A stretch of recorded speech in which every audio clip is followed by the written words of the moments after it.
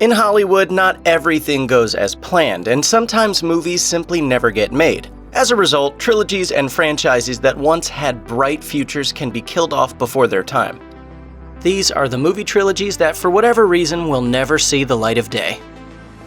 Comic book movies really took off in the early 2000s, with countless studios giving obscure comic book characters the big screen treatment, in the hopes of mining gold from pulp.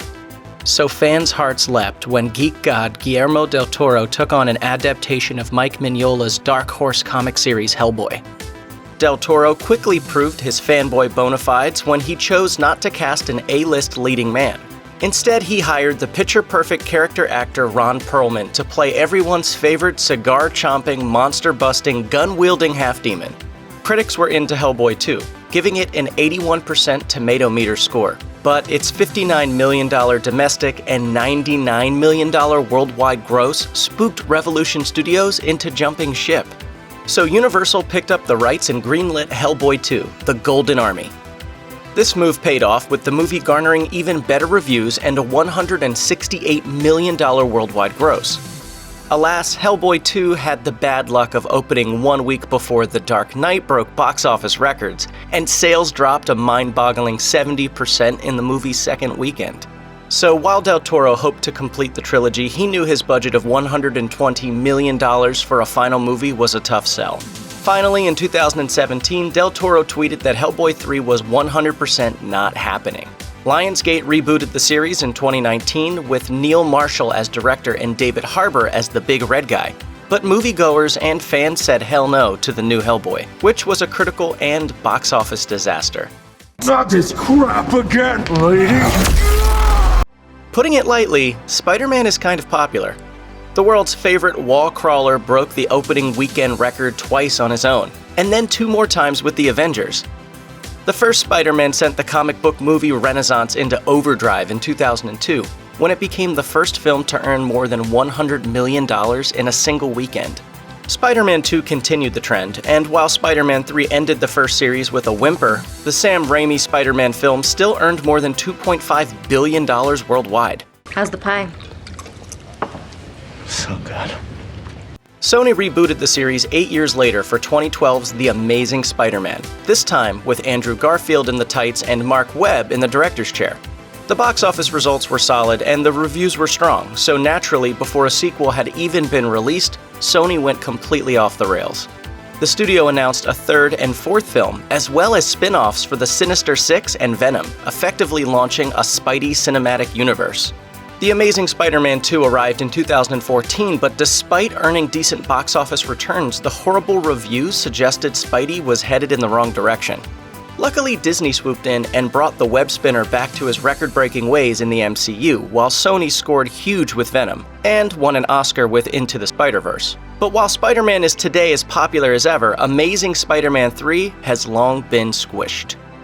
Tron was always a tough sell for a blockbuster franchise. The original film bombed in 1982, earning just $26 million at the box office. But it built enough of a cult following in the 30 years since that Disney felt confident enough to spend $200 million on a sequel and release it during the holiday season. But Tron Legacy underperformed both critically and commercially, earning $172 million domestically and $400 million worldwide. Those box office numbers aren't terrible, especially considering the age of the franchise, but with a budget that high, Disney realized its money was better spent elsewhere. Notably, only 2 years prior to Tron Legacy's release, the company had begun the Marvel Cinematic Universe. Before Tron Legacy was even released, the film's screenwriters were already working on a script for a 3rd film. But after the sequel's lackluster box office results, the chances of Tron 3 ever making it to screens were pretty dicey. Finally, Disney officially announced in 2015 that there really wouldn't be a Tron 3. Still, Tron Legacy's director Joseph Kosinski is holding out hope, and he believes there are Tron fans at Disney who want to make a sequel happen. The Alien franchise is a classic movie series that, to be honest, should have stuck with just the 2 films. Ridley Scott made one of the greatest horror films of all time with 1979's Alien, while James Cameron followed it up with one of the greatest action movies ever, with 1986's Aliens. Although Alien 3 had been reappraised in recent years, studio interference forced director David Fincher to disavow the film, which underperformed compared to its all-time classic predecessors. The less said about Alien Resurrection, the better. But you just can't keep a good xenomorph down.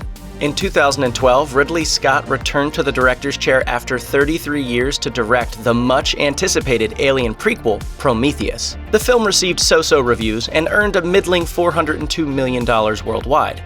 Despite the lukewarm audience response, however, Scott had the confidence to announce his plans for 3 Prometheus sequels. But while Alien Covenant made a tidy profit, thanks mostly to its relatively low budget, it suffered a steep drop in positive reviews in comparison to its predecessor. Although Ridley Scott and his cast are said to still be on board for a sequel to be titled Alien Awakening, the third film was greenlit before Disney's $71 billion purchase of Fox. While Disney certainly still sees money in the Alien franchise, it's unlikely the studio is particularly confident in a third movie, given Covenant's diminishing returns. If you suggested 20 years ago that a movie with Iron Man, Thor, and Hawkeye would make more money than a film with Batman, Superman, and Wonder Woman, the world would have called you crazy. So how did it happen?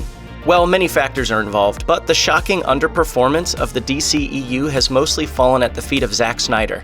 Snyder was handed the reins to the DCEU after Man of Steel performed relatively well on its release, and also because Christopher Nolan probably wasn't interested. Despite fans' disappointment with Man of Steel and Batman vs. Superman: Dawn of Justice, each made money, mostly because they featured the most popular superheroes ever made.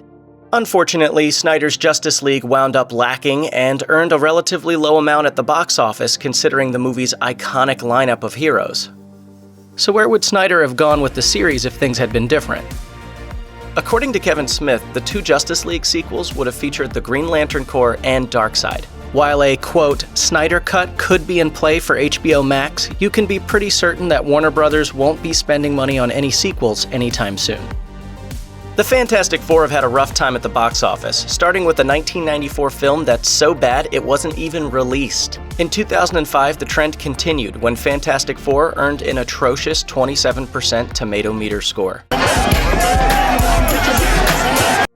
However, the movie's light tone stood out against the doom and gloom movies released that summer, and it earned decent returns at the box office. $154 million domestically and $333 million worldwide. Naturally, Fantastic Four: Rise of the Silver Surfer did just as badly with critics, but this time, it flopped at the box office. While all 5 main cast members were signed to a 3-picture deal, a 13% box office drop with a 25% higher budget gave Fox executives pause for thought. Whatever fans the film had left all their hopes dashed when a pre-Captain America Chris Evans said a third film probably wasn't happening. But even though that trilogy was doomed, Fox tried to relaunch the series in 2015, this time with a darker tone that was totally off the mark, resulting in the worst reviews and box office performance yet. Marvel Studios president Kevin Feige recently teased the Fantastic Four's MCU debut, so here's hoping the team finally gets the big screen outing they deserve. In 2012, the Mouse House released one of the biggest bombs of all time, John Carter. Based on Edgar Rice Burroughs' 100-year-old book series, John Carter is about a Civil War vet who's transported to Barsoom, aka Mars, where he gets wrapped up in the fight between the Tharks and the Red Martians. Sound like a stretch? Well, Disney didn't think so. The company spent an astronomical $250 million on the film, with some reports going as high as $300 million, making it the most expensive original movie ever made. In the end, John Carter made only $73 million domestically and $284 million worldwide. Weak numbers for a film on a modest budget, but absolutely devastating for one that cost over $250 million. In fact, if not for the Avengers' record-breaking run in the summer of 2012, John Carter's failure might have sunk Disney's live-action film division for good. Since then, director Andrew Stanton has revealed there were plans for a trilogy, with the next 2 films already having titles and plots based on Burroughs' books. John Carter's total collapse obviously killed those dreams, but Edgar Rice Burroughs' estate regained the rights in 2014, hoping to bring the character back to the big screen. While Leonardo DiCaprio followed up his role in a James Cameron record-breaker by making movies with Steven Spielberg and Martin Scorsese, Sam Worthington followed up Avatar with Clash of the Titans. Hey, maybe it seemed like a good idea at the time.